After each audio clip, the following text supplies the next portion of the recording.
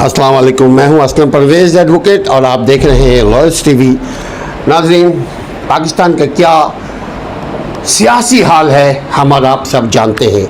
हमारे मुल्क का क्या माशी हाल है हम और आप जानते हैं। मगर क्या हमें अपना अखलाक़ी हाल क्या हमें मालूम है कि हम अखलाक़ी तौर पर कितने पस्ती का शिकार हैं या कितने बुलंदी का शिकार हैं या कितने खुद फरेबी का शिकार हैं। इसी मौजू पे बात करने के लिए हम चाहेंगे अपने जो यहाँ पे शुरका है, जैसे आसिफ भाई हैं, उसके अलावा फर्रुख भाई हैं, फराज भाई हैं, शाफी भाई हैं।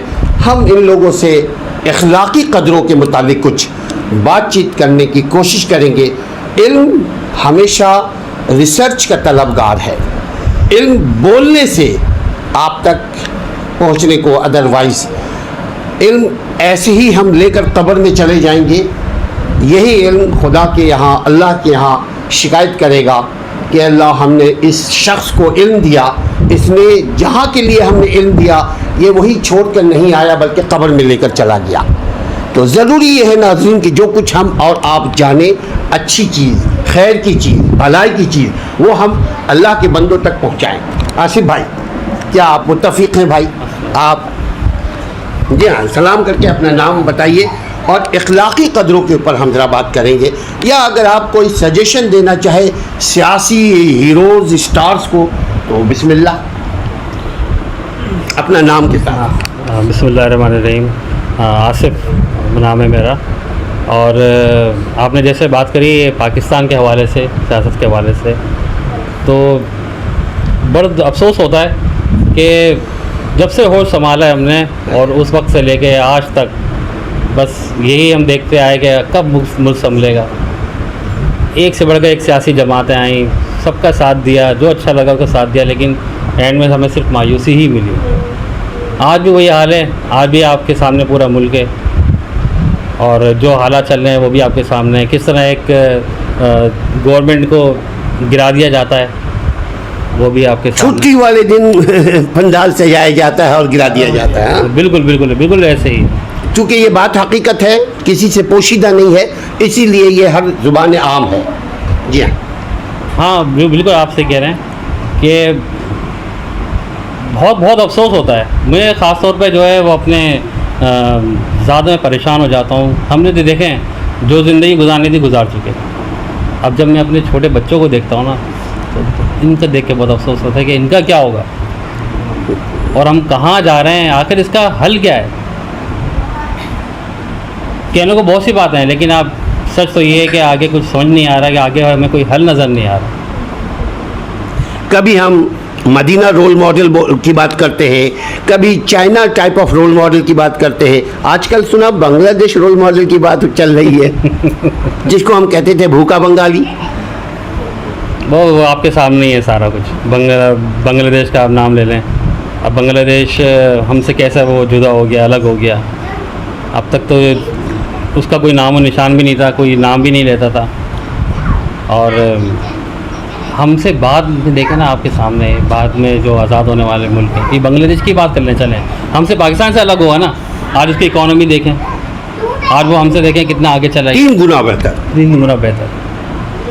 मैं तो एक बात कहूँगा, शायद हम लोग अपने मुल्क से मोहब्बत नहीं करते, शायद। यानी हम वफादार नहीं हैं, ना अपने मुल्क से वफादार। अगर हम अपने मुल्क से वफा करते, मोहब्बत करते, तो आज ये हाल नहीं होता।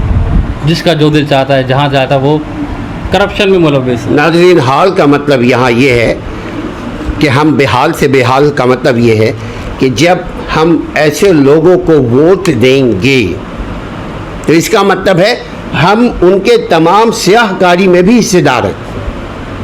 हम जिसको वोट दे रहे हैं जानबूझकर के वो करप्ट है, तो इसका मतलब अल्लाह के यहाँ भी हम जवाबदेह हैं उसके हर बुरे अमल का, और दुनिया में भी हम फल खाएंगे जहर आलूद उसके बुरे अमल का। तो वोट देने से पहले आसिफ भाई का यही है कि भाई वोट देने से पहले आप 100 बार सोचिए क्या वो आपके मुल्क के लिए भला करता है या सिर्फ अपने पार्टी, अपनी ज़ात का भला चाहता है। کیا وہ عوام کا بھلا کر چکا ہے کہ کرے گا؟ خواب دکھانا الگ سی بات ہے، بڑی بڑی باتیں کرنا الگ سی بات ہے، لیکن اصل بات یہ ہے کرے گا؟ آج تک نہیں کیا 50 سال میں، اب کیا کرے گا؟ کیا ہم خود فریبی میں نہیں ہیں؟ دکھ ہو رہا ہے، یہ عام سے لوگ ہیں، ان کو دکھ ہو رہا ہے کہ ہمارے پڑوسی ممالک ترقی کے بلندی پہ پہنچ رہے ہیں، کل تک پاکستان ان کی مالی معاشی مدد کیا کرتا تھا، آج پاکستان خود بے حال ہے۔ ایسا کب تک ہوگا؟ جب تک عوام چاہیں گے، جب تک عوام ان کی باتوں میں آتے رہیں گے، جب تک عوام، دیکھیے سیاستدان اور میڈیا کے ہاتھ میں ڈگڈگی ہے اور ہم سب بندریا ہیں، معذرت کے ساتھ ہم ناچ رہے ہیں ان کی ڈگڈگی پہ، کے ڈھول پہ، ان کے ٹاپ پہ۔ سوچئے گا، اور آصف بھائی کو بھی اگر آپ کے نزدیک کوئی صلاح ہے، کوئی مشورہ ہے کہ ملک معاشرہ کیسے ترقی کرے، دیجیے گا تاکہ آصف بھائی کے بھی من کو چین آئے۔ اب ہم فاروق بھائی کے پاس پہنچتے ہیں۔ فاروق بھائی اس سلسلے میں کیا بات کرتے ہیں؟ کیسے ملک معاشرہ ترقی ہو، اخلاقی قدریں کیا ہیں ہماری، اور کیسے ہم باعزت مقام حاصل کریں اپنے کانٹیننٹ میں؟ جی فاروق بھائی۔ بسم اللہ الرحمن الرحیم۔ فاروق الوی میرا نام ہے اور بلانگ ٹو کراچی؟ یس بالکل، بلانگ ٹو کراچی۔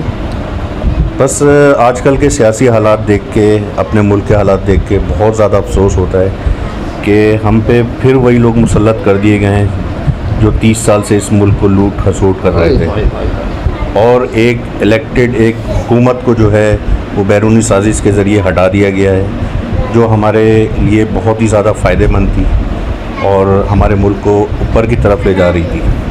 لیکن ان چور لوگوں کے ساتھ مل کے بیرونی سازش میں ہمیں جو ہے وہ پھر اسی مقام پہ لا کے کھڑا کر دیا ہے جہاں پر ہم پچھلے آزاد ہونے کے بعد سے جو اب تک ہم سہ رہے ہیں ساری چیزیں۔